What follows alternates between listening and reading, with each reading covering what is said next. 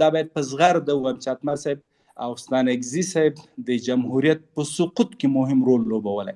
د دوی کردار کړنې داسې وي چې جمهوریت له لاسه موږ ورکړ. تاسو د سوله خبره وکړه چې موږ سولې باندې تمرکز کوو. کله چې موږ د سولې استازی ستانکزي صاحب ولیږل چې ته لاړ شه سولې لپاره، ملت در باندې دعا وکړه، تر اخره پورې ملت د بریف نه کړ، ملت سره د معلومات شریک نه کړ، د ملت سره د غوښتنو ته د لبیک نه ویلې. تاسو یو کنفرانس ماته د ستانکزي صاحب داسې وکړي چې د سولې په مورد کې ولس سره معلومات شریک کړي وي چې سبا ده یا بل ورځ ده یا د دوحې بحثونه په کوم شکل باندې مخ ته ځي، یا رئیس جمهور ته واضح ویلي که هغه نه اورېدلی اقلا ولس سره به شریک کړي و. دا خو د ولس په ده باندې حق و، ځکه دا خو موږ لیږلی و خبرو مذاکراتو ته.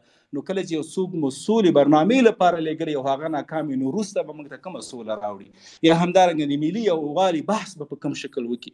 اتمر صاحب د ډیموکراسۍ بحث بله ورځ ما اورېدل چې د ډیموکراسۍ خبره یې کوله. تاسو ماته یو ټویټ د ده وکړي چې د جمهوریت په دوران کې یا د وزارت خارجې په دوران کې تقریر نه، یو ټویټ یو څو کلمات ماته وکړي چې د جمهوریت په دفاع باندې کړي.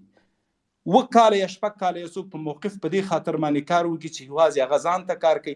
15 کاله متواتر د شورا امنیت مشاورت په غاړه باندې و، د دې په ځای باندې چې جمهوریت قوي کړي، ولسمشر ته سمه مشوره ورکړي، یوازې د حق او عدالت یو څو هغه پروژې ځای په ځای کول چې هغه نو ولس پیژندنه د ولس له منځه راټوکېدلي وو. کله به خپل سکرټر وزیر دفاع کړ، کله به خپل ګارد راواخیسته، معین امنیتي به یې کړ، کله به په لوی لاس باندې هغه څیرې چې جمهوریت ژمنې وي د ولسمشر نه به لرې کول، تر څو ولسمشر د خپل ټیم او ملګرو دوستانو څخه لرې سي او دا بیا وروسته کاندید سي او دا وایي چې رښتیا هم دا زه یم چې دا کارونه مې سره مخ ته وړل.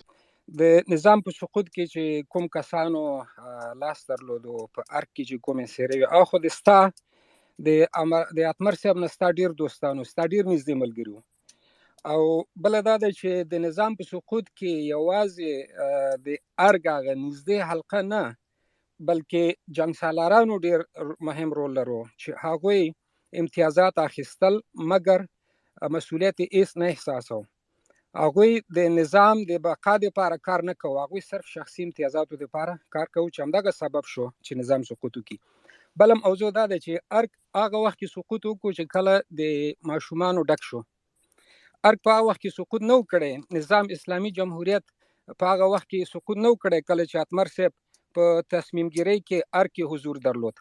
کله چې اتمر صاحب سنډې ته شو او بله حلقه د ولسمشر غني خواته راغله چې ټولې پیژني، او د هغوی په وخت کې د هغوی کړنې د دې سبب شو چې نظام سقوط وکړي.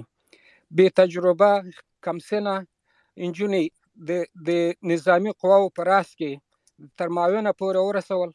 نو هماغه خلکو چې د نظامي هغه عسکرو هغوی روحیه ضعیفه کړه او د دې سبب شو چې نظام بالاخره سقوط وکړي.